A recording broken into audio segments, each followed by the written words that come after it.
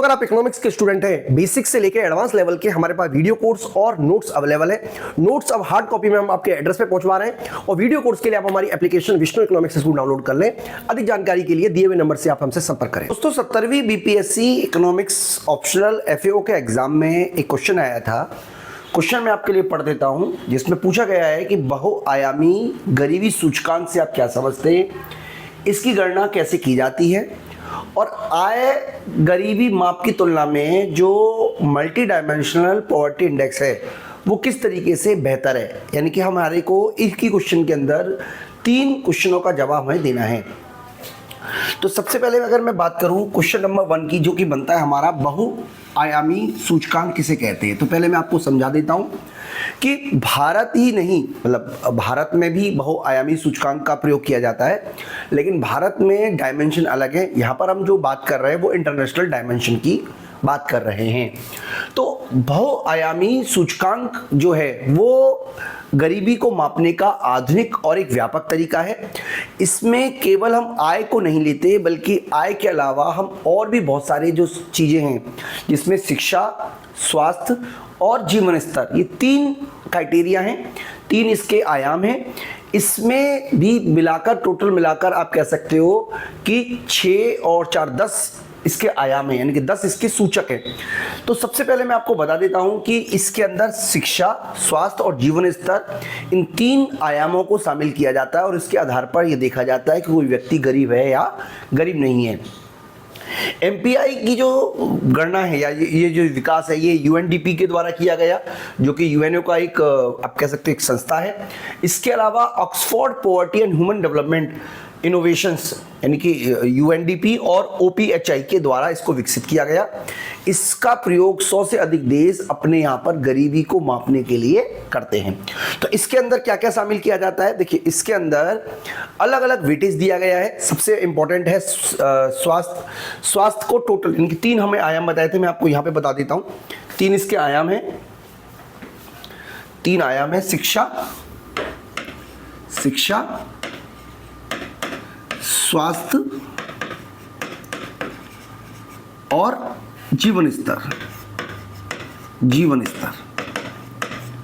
शिक्षा के अंदर जो वेटेज है वो 1/3 का है, स्वास्थ्य का भी वेटेज 1/3 का है और जीवन स्तर का वेटेज भी 1/3 का है।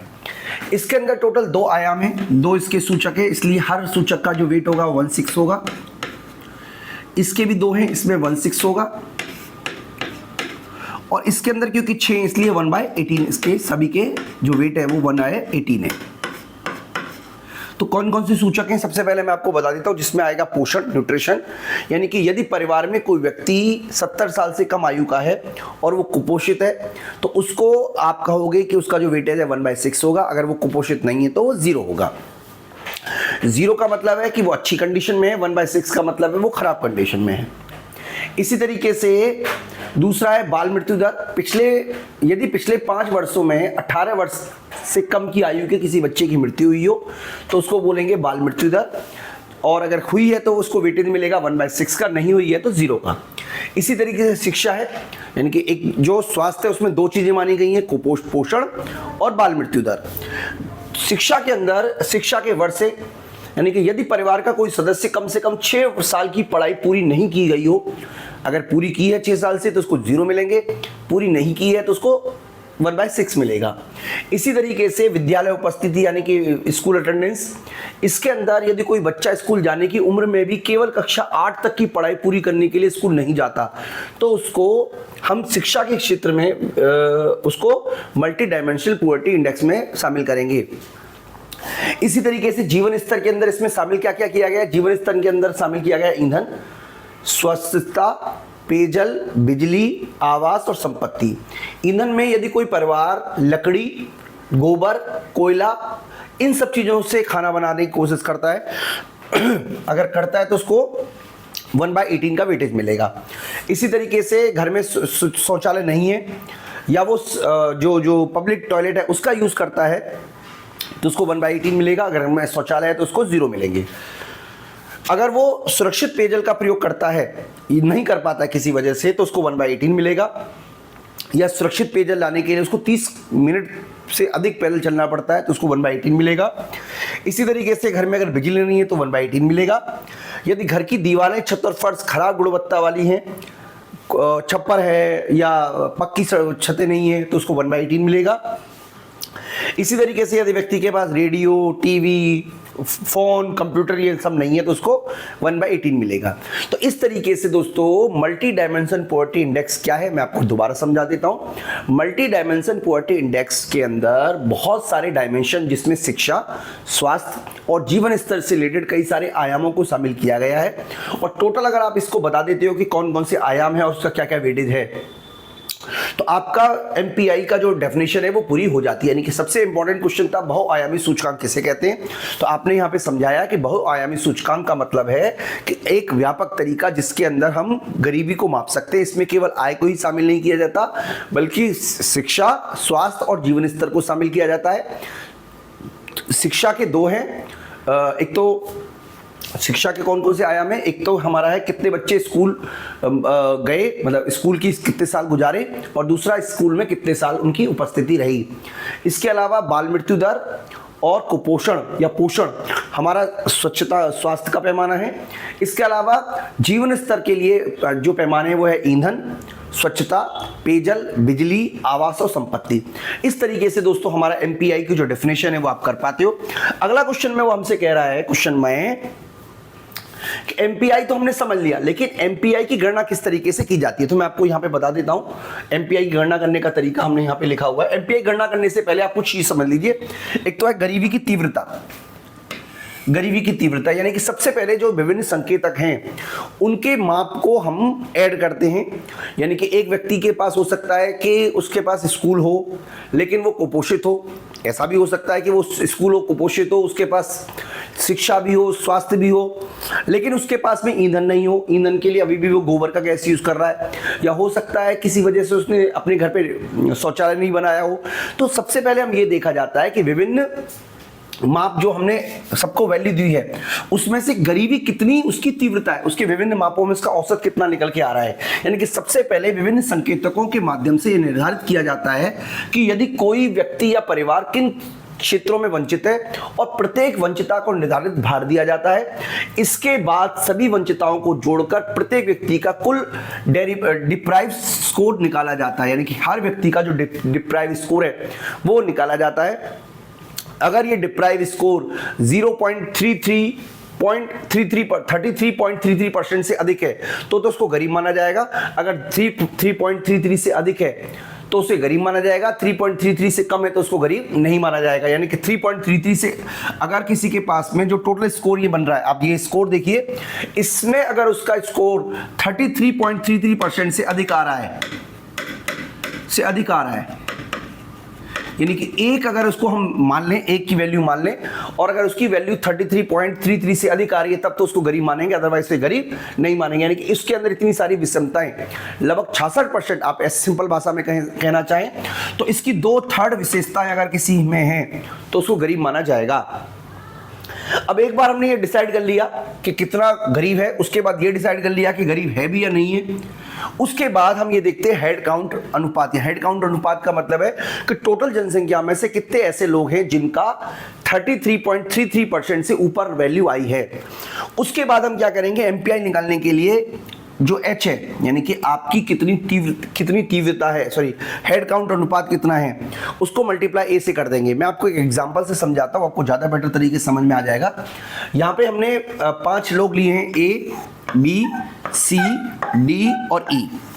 इन 5 लोगों का जो स्कोर है वो हमने डिप्राइव स्कोर यानी कितनी गरीबी उनके अंदर है, तो इसके अंदर 0.20 है, 0.40 है, 0.50 है, 0.10 है, 0.35 है। रूल के हिसाब से जिसकी वैल्यू 3.33 से कम है उसे हम गरीब नहीं मानते, तो इस कंडीशन की देखा जाएगा तो ये गरीब नहीं है।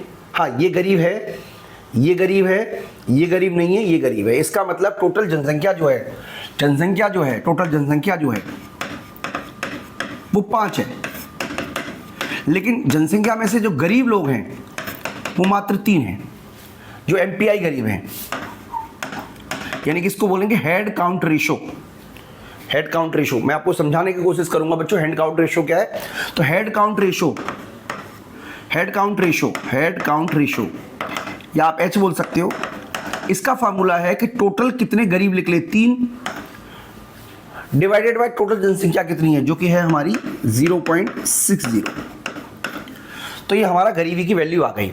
अब इसमें देखिए कितने गरीब हैं 0.40, तो 0.40, 0.50 एंड 0.35, इन तीनों को जोड़कर 3 से डिवाइड कर देंगे तो जो टोटल वैल्यू आएगी वो आएगी 0.417।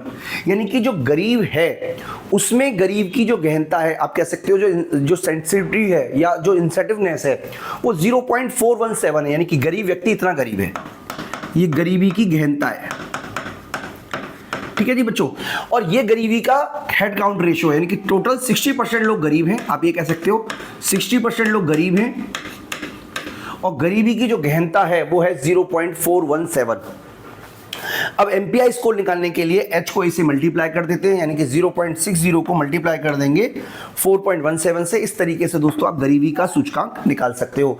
यानी कि गरीबी का मापन कैसे किया जाता है, गरीबी का मापन करने के लिए सबसे पहले आपको ये पता होना चाहिए कि जो गरीब व्यक्ति है वो कितना गरीब है, उसकी जो ए वैल्यू है उसको हम मेजर करते हैं, कितनी उसके अंदर सघनता है। इसके अलावा ये देखा जाता है कि टोटल गरीबों की कितनी में लोग गरीब हैं, और उसके बाद इस तरीके से उसको हम निकाल लेते हैं। दोस्तों मैं उम्मीद करता हूं कि आपको मेरी बात अच्छी तरीके से समझ में आ रही होगी।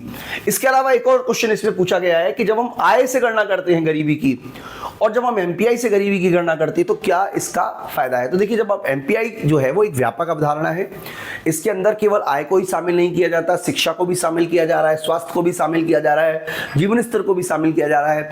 तो एक तरीके से ये मल्टी डायमेंशन हो गया, इसीलिए इसका नाम मल्टी डायमेंशन पॉवर्टी इंडेक्स भी है। यानी कई सारी चीजों को आपने शामिल कर लिया।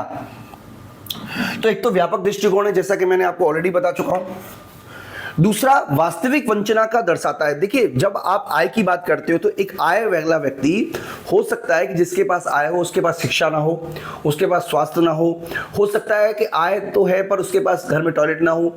तो आय होने से वो गरीब नहीं रहेगा, लेकिन जब हम बात करें केवल आय की तो इससे ये नहीं पता चलता कि वो आय वाला व्यक्ति वास्तव में किस चीजों का उपभोग कर रहा है।